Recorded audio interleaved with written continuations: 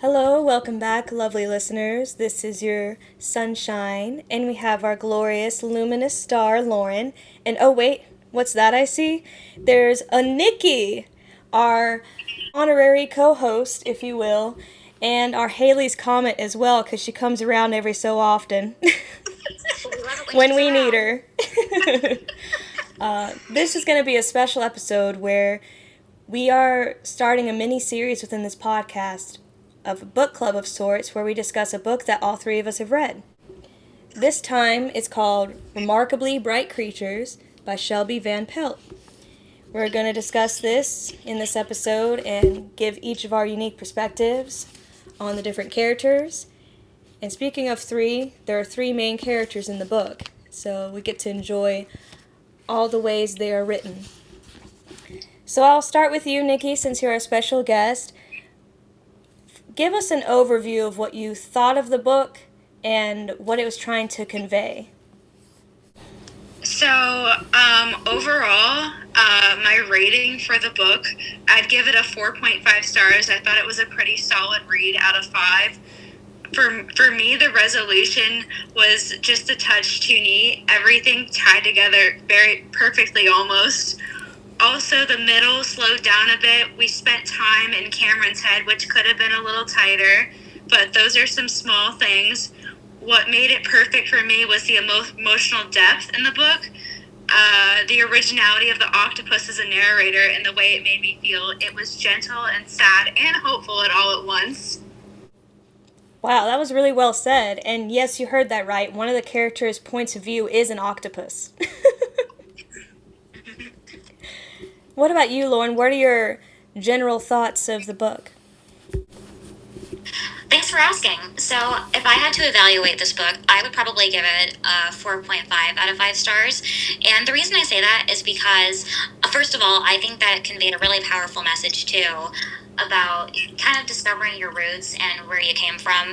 And I think the incorporation of Marcellus the octopus, I really loved how it just goes to show how you can use different creatures or species who portrays such meaningful and monumental roles in a story like this. And I felt like the one character, Cameron in particular, was pretty relatable for different reasons, which I know we'll get into. Ooh, look at you teasing us. Well, speaking of getting into it, I agree with both of my lovely ladies here. I think this is a 4.5 as well. And what I loved about this book is not only the unique perspectives like Marcellus the octopus and Tova, the old cleaning lady at the aquarium, and Cameron, who comes to this small town where it's located. I think, and we'll discuss this as well, how they all become intertwined is really interesting. I think they did good world building with it not being too obvious how they will all come together. And I appreciate the writing style that she has with articulating the elderly, old physicality of Tova, like with her, back or knees creaking and shuffling around, things like that helped you immerse you in the world more.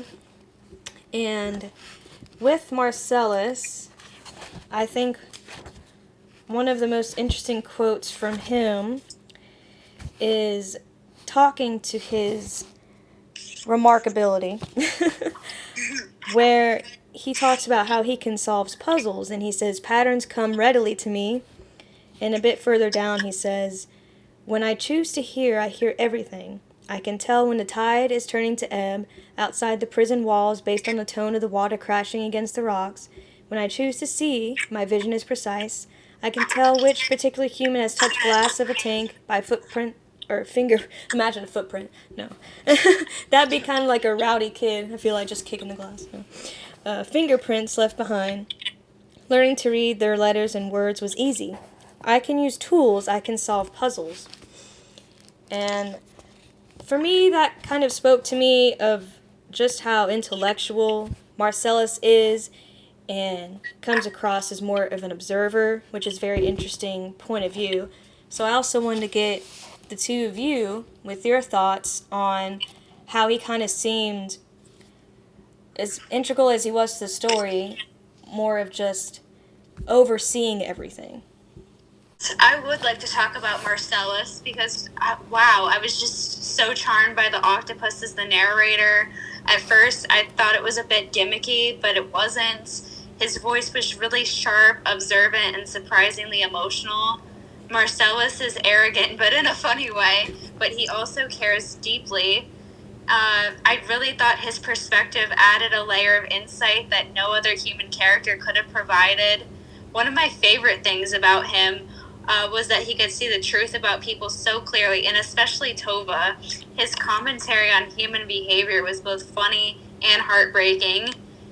He was more than just a clever animal. He was a fully realized character. And there was a quote about Marcellus that was kind of connecting the dots that about Tova and Cameron's relationship, where I was just like, wow. Let me read it. There was a heart-shaped dimple that sits unusually low for such a feature on each of their left cheeks, and the greenish golden fleeks in their eyes, their toneless manner in which they hum while they mop. Quite annoying, to be honest, but although the whir of my pump muffles it. You point to the doppelganger phenomenon, nearly identical of humans of no relation born on opposite sides of the world.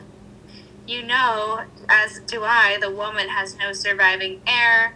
You know her child died 30 years ago. You know, too, of her grief. Grief has molded her life.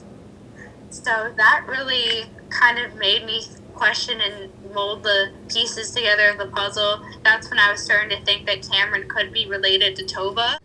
Yeah, I agree with you. I think it was very well put in how he can know to speak of concepts such as doppelgangers and observing human nature in the way of their similarities and being able to have ideas about eventually in the book communicating that to Tova. So, Lauren, I also wanted to get your insight of what you thought of Marcellus throughout this book.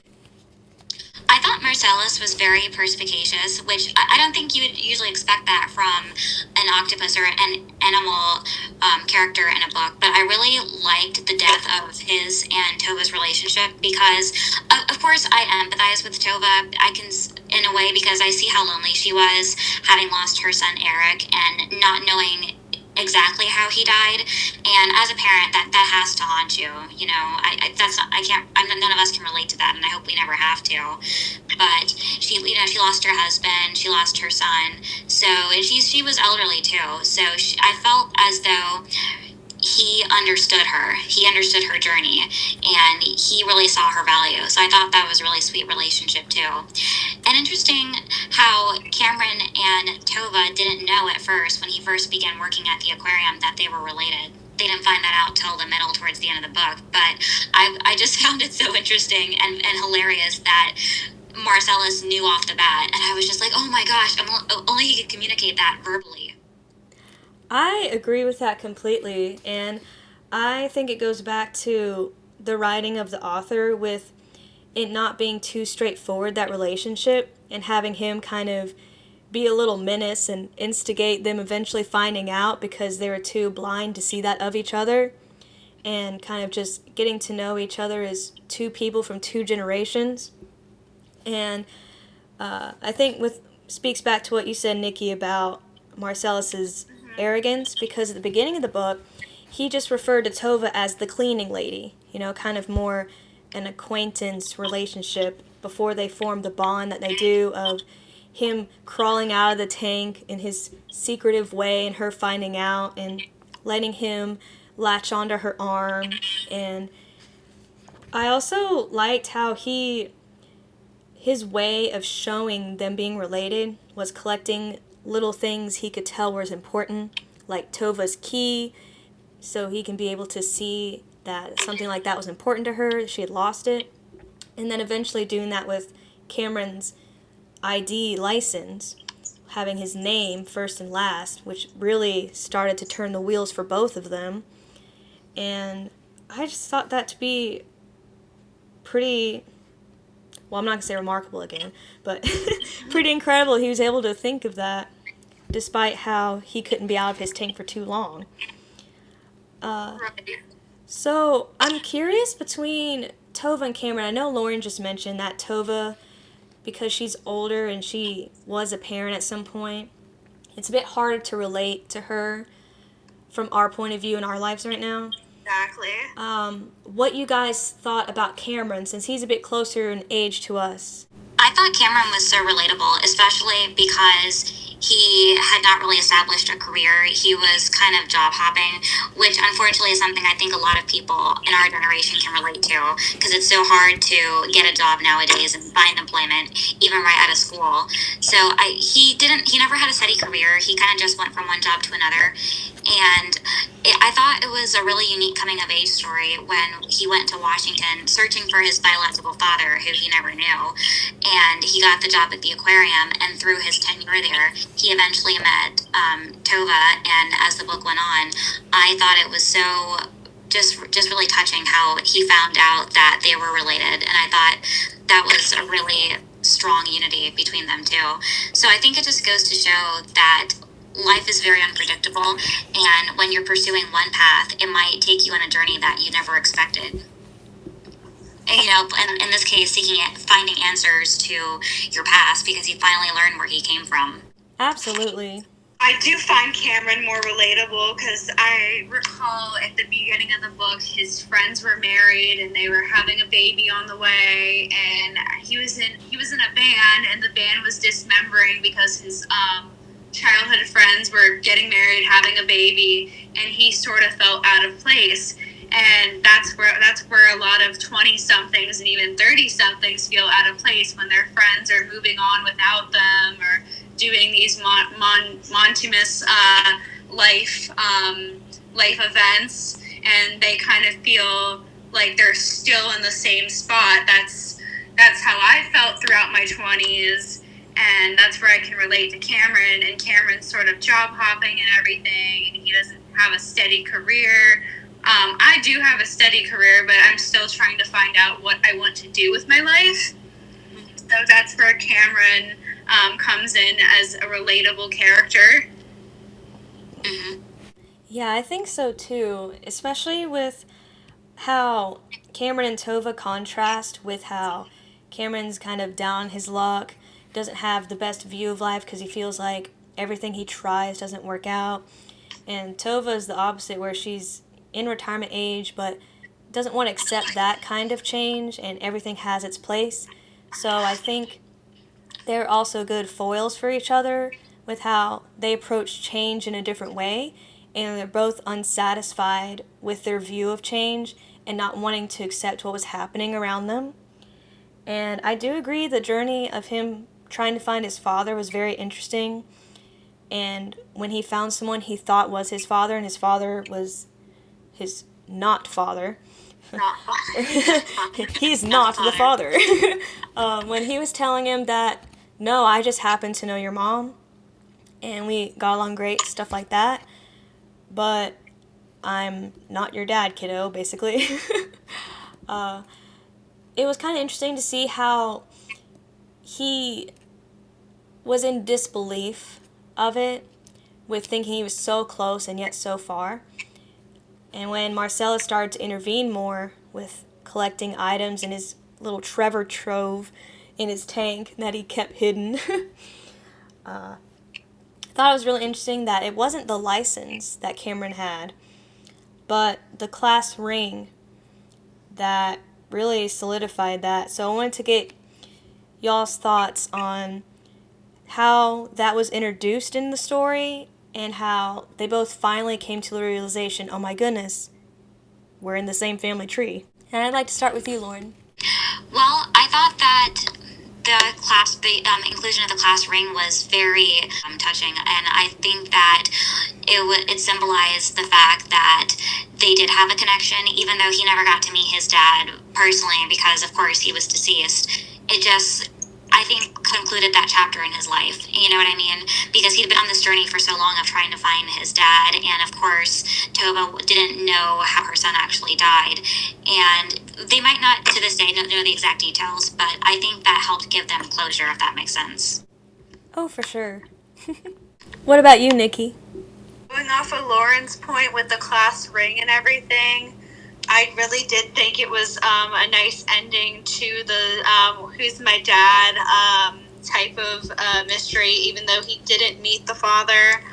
I did like how these little hints were dropped throughout the book to nicely wrap up the question of who Cameron's father was. Oh, for sure. And going off of what both of y'all said about finally getting that clarity of who he was, but not being able to meet him, and how I think it brought closure for them in different ways and brought them closer, of course. So, earlier, y'all touched on grief with Tova, with trying to have moved on from her son Eric passing, and now it's 30 years later from that.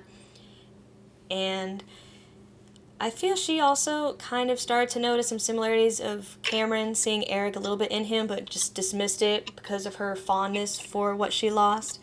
But the fact it turned out to be true is pretty amazing. So I wanted y'all to talk a little bit more about Tova and how she started to kind of change as a person with Marcellus being such an influence in her life when he started to become closer to her. Well, from what I noticed at the beginning of the book, it seemed as though Tova was just kind of going through the motions of life, doing what she needed to do to get by, but she wasn't really happy and she wasn't fulfilled. And of course, we can attribute that to the loss of her husband and her son, because she never really got through that. I don't like to use the term get over it, because you don't really get over losing a loved one. You can get through it, but I don't think she really coped with their losses, because it's got to be hard. But I think through her relationship with Marcellus, he really helped her. In a way, it's like he brought life into her again, because she really she found someone, a friend in him, who understood her and who helped her work through her emotions and really tap into that too. So I think towards the end of the book, she was more open and she was more amenable to enjoying the rest of her life, and not just living every day, just doing what I have to do to get by, but actually finding the joy in each day and different remarkable creatures like Marcellus and people in general. I think that was really well put. What about you, Nicki? So I would definitely say Tova had an emotional awakening. So at the beginning of the book, Tova is lonely and she's very emotionally closed off. Still, she's grieving the loss of her son Eric decades earlier. Her nightly cleaning job at the aquarium is a routine that helps her cope with the solitude. Marcellus begins to interact with her, stealing items, observing her, and eventually forming a bond with her. She starts to open up in a way she hasn't since Eric's disappearance. I think that is very true. My goodness. I feel like you guys could be paid to be book readers or something, because you have very insightful things. Thanks, maybe we could. Maybe we could. Let's do it. Free books. Hey, Goodreads, get these two Yes. ladies. Speaking of the overall read, I want you guys to expand upon what you think of the overall pacing of the book and when certain important moments were introduced for the characters. Well, I thought the pacing was pretty adequate because it didn't feel rushed. I think everything transpired at the appropriate time, and it made sense because when you really put the pieces together, I think that it really helped you anticipate the final climax of the story when Tova and Cameron discovered their connection to each other and the fact that they were related. And I really enjoyed it at the end when they became closer and he spent time with her in her later years. So I think that each event and each detail helped prepare us for that. I would definitely say that the book had a gentle and steady pace mirroring the emotional depth and the breakdown of the story. It did start off pretty slow, establishing a routine and tone. I would say the novel begins slower with a contemplative pace, introducing Tova's quiet life and grief. Definitely the early chapters focused on her daily routines and the calm atmosphere of the Soul Bay Aquarium. Marcellus's chapters, where it switched point of views, it added some curiosity and whimsy, but remained still a reflective tone. Wow. Just every time I ask a question, you nail it. That's our job, isn't it? True. I also wanted to touch on the environment. I feel that was a huge establishing part of why this book was so immersive.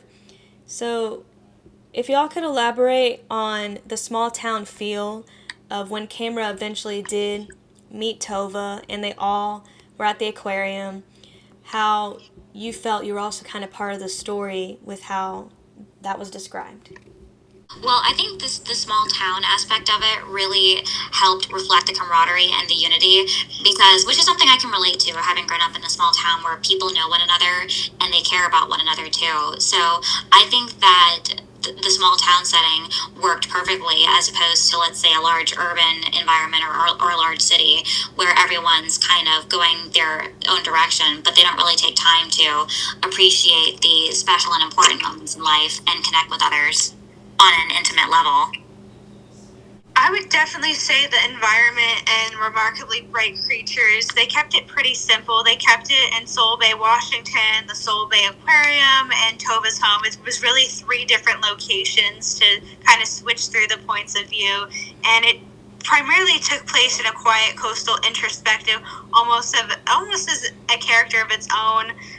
The Soul Bay, Washington, I thought it was a pretty sleepy, tight-knit coastal town in the Pacific Northwest, full of overcast, cool breezes and smell of salt water. It's pretty melancholy and yet comforting in a way. Like I said, everyone knows everyone, so I can relate to that as well. And the Soul Bay Aquarium, I would say it was a pretty outdated facility where Tova works as the cleaner. It was dim, echoing, filled with tanks, and it was a quiet, meditative space, which kind of it kind of drove from Tova's emotional state, which was her grief and her feeling melancholy and everything. So it kind of paralleled her emotions.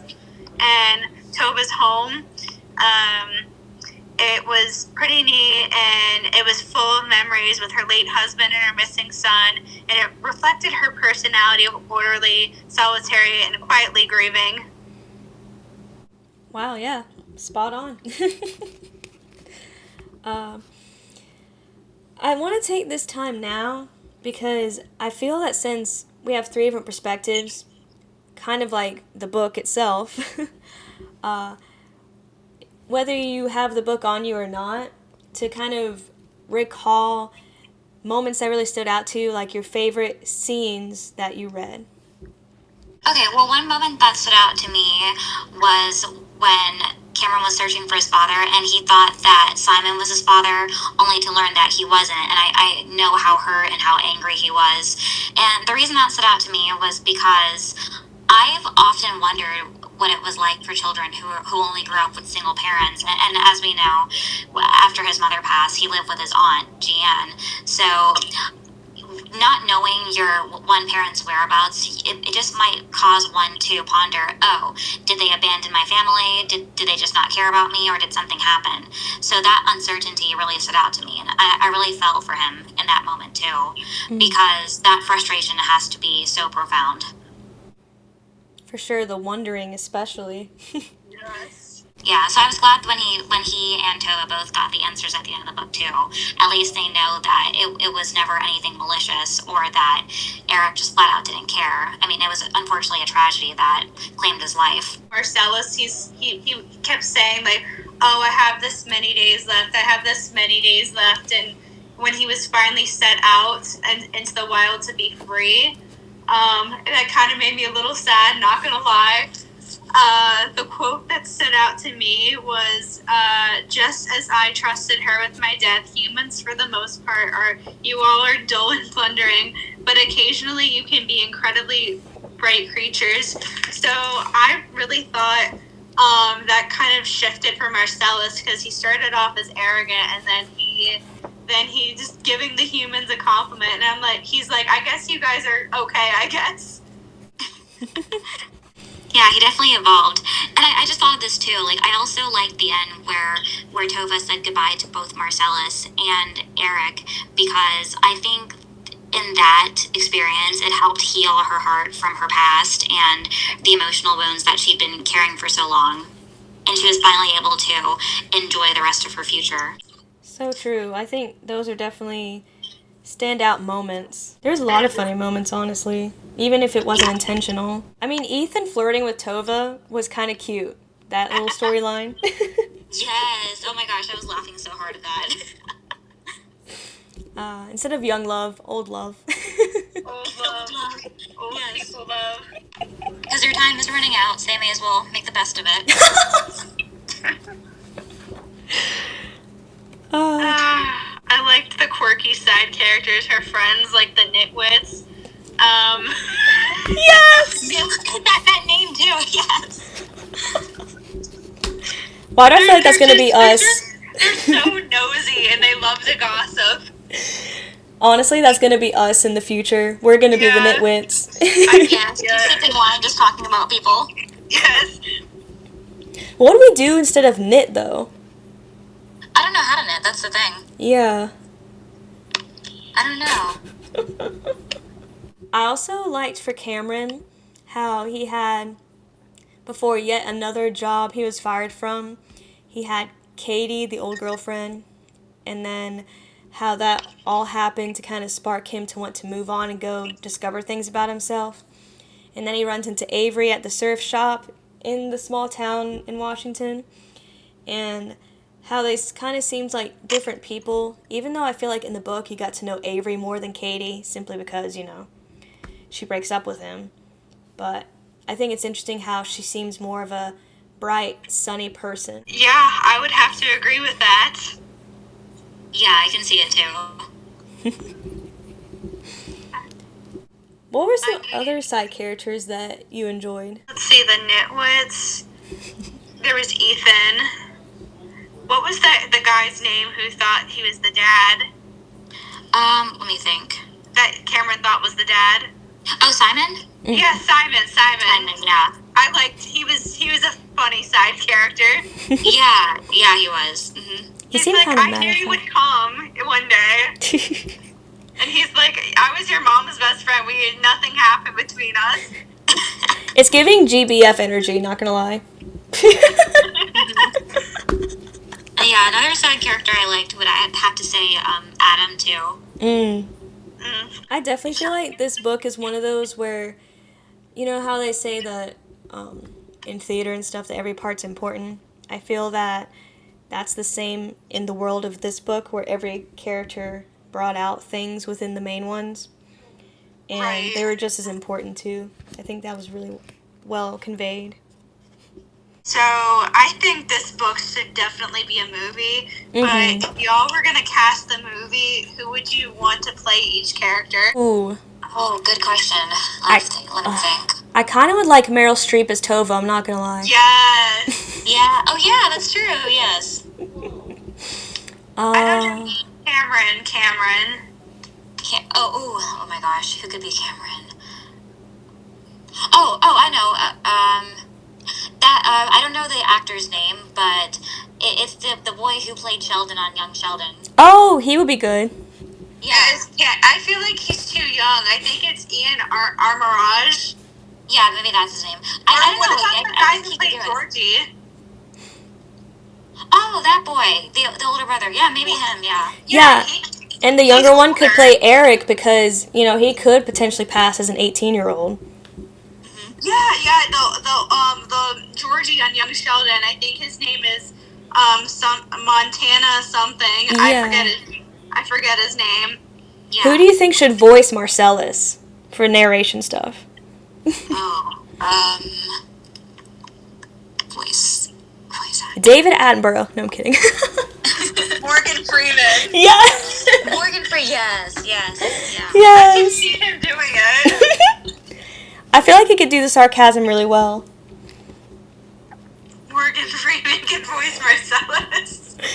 Who do you think should be the Nitwit ladies? I feel like one of them should be Bette Midler. She was one of the witches from Hocus Pocus. Yes. And then the other Christine Baranski from the Tanya in Mamma Mia. Yes. Yeah. Yeah, I could see that. Who do you think Ethan should be? Ethan, it's got to be an older actor. Mm-hmm. Yeah. I'm trying to think. I don't know.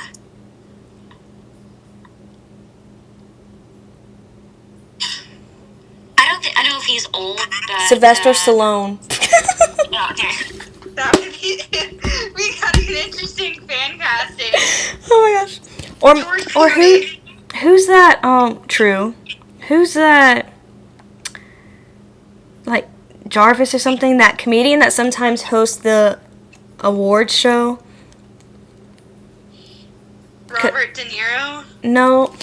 Like, the comedian that hosts the Oscars or something like that sometimes, and he kind of trolls it, makes fun of it. Yeah, I know. Who's that? Typing away. Research time. What's the real name?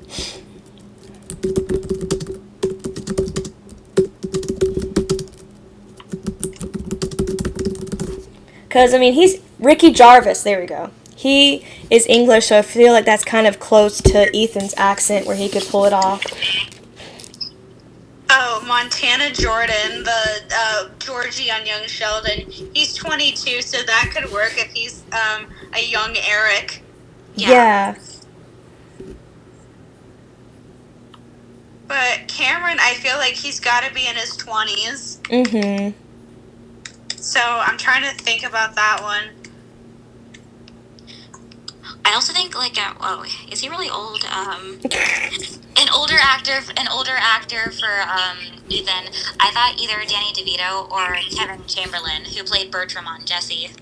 Oh, yeah. That guy would be really good for Ethan. Yeah. I loved him. Timothy Chalamet? No, imagine, what's his name? Like, Alton or something? Like, the guy who played the janitor on Sweet Life of Zack and Cody. Oh, him. He could be... So, Timothy, or the guy who played, what's his face in the live action Ariel? Oh, I didn't have a chance to watch that movie. Yeah, Timothy Chalamet could be a good runner-up. I don't know. Yeah, true. Because I like Jacob Elordi. I don't see that. I'm sorry. Yeah, he gives off a different vibe. Yeah. Yeah, because whenever I think of Jacob Elordi, I think of Elvis or like Nate Jacobs from Euphoria. Yeah. Different vibe. What about Avery? Avery. So she's a little bit older, right? Yeah, because she does have a son. That's true. So I would say she's in her 30s. Mm-hmm. Gotta be in her 30s. What about Alexandra Daddario or Agnes Bruckner? I could see her as Avery. Yeah. Mm-hmm. I feel like Haley Steinfeld could be Katie, because she might be a little younger. Yeah, that would be a good for Katie. Honestly, I feel like Netflix needs to reach out to us and we can get royalties if this ever does happen. If this Streep ever gets the role. We need casting credits. She has to be Tova. Like I that's the only person I see as Tova. For sure. Oh my goodness. Yeah, Timothy Chalamet is your grandson. Yes. Well, I also wanted to get your concluding thoughts, and I know towards the beginning we did a rating, but after everything we've discussed, and hopefully for somebody who wants to read this book, that you guys are very intrigued and want to either audio listen to it with Audible or whatever, non-spawn, or get a copy of the actual book yourself, of some personal takeaways with how you feel like you may have changed as a person after reading this book. I've always had a strong love for animals, so that hasn't changed, but I think something that has changed is I learned that the importance of really taking the time to appreciate the beautiful moments in life and understanding what life really is about. And I also learned that although grief sometimes, well, not sometimes, but it's inevitable throughout life. But we have to learn not to allow it to consume us and cause us to feel dejected and discouraged for the rest of our lives. Because if we do that, we're just depriving ourselves from joy that it's still possible for us to experience. We just have to give ourselves time to heal and process what we go through. And it's okay. It's okay to have that period, but there comes a point when you have to pick yourself up and decide to move forward, because you only live once and life is too short to hold on to grief for so long. You were very introspective. I appreciate that. Thanks. Yeah, and that's something I struggled with too. Over the past couple of years, losing relatives too. It was really hard, but I think this book really helped me put in perspective what I went through, because we're going to lose people, but you have to cherish those memories, and we also have to recognize that they wouldn't want us to spend the rest of our lives mourning their losses. As much as they appreciate that we miss them, they want us to still be happy and live our lives to the fullest too. Shine like the bright star that you are, right? Oh, thanks for sunshine that you are. Aw. What about you, Miss Halley Comet? What are your thoughts? Miss Star took the words right out of my mouth. Oh. Yeah. Really? That's literally what I had to say. That's what I had to say, because I had gone through grief, and I've gone through grief somewhat recently, and I just kind of learned to chug and get through it, and my relatives wouldn't want to see me unhappy. Yeah, I think it tackles that subject of grief really well. I feel that it usually isn't brought up quite as much in the overall arching genres of books, unless it's through romance, for the contrast of emotions. So I think the fact that this is such a unique story and tackles it very realistically is very well done. I also think, in addition to that, learning to, in a more lifelike fashion, find hope through those moments, and that being a stepping stone to help you move on, because different things can happen in your life you're not expecting, and like Tova and Cameron, you cannot like the change that's happening, but there's also hope for the betterment of your future, and how them finding each other the way that they did was very impactful for both of them on their individual emotional journeys. And I think the way Marcellus brought them together was really well done. And one of the things I liked that Marcellus said towards the end, just before the whole class ring incident, if you will, was him talking about how he wants to help Tova's heart heal, because she confided in him about Eric and stuff a bit further back towards the beginning of the book. And he was saying, I have 3 hearts, but she has the one, and I want to help her. And that was more the turning point of him having empathy, like Lauren had brought up. And I just think that it's really fascinating the way everything was presented, and I definitely grew from this book as well, with how these characters handled grief, but also how they didn't let them become bitter and kind of in their shell and not opening up their lives to other people around them, because that could have been a lot easier to do for both of them. And an animal's growth as well in emotion and intelligence is quite interesting to see too. And I love animals also. I feel like we all do. We love them. Yes. We stan. And I think that this book could easily be read by anyone of any age, but especially our generation and older. I feel like someone in high school currently could also pick some things from this to learn from, especially with how societal judgments just hoisted on people's backs, you know, in that age. I feel so old saying that. Back in high school days, but, you know.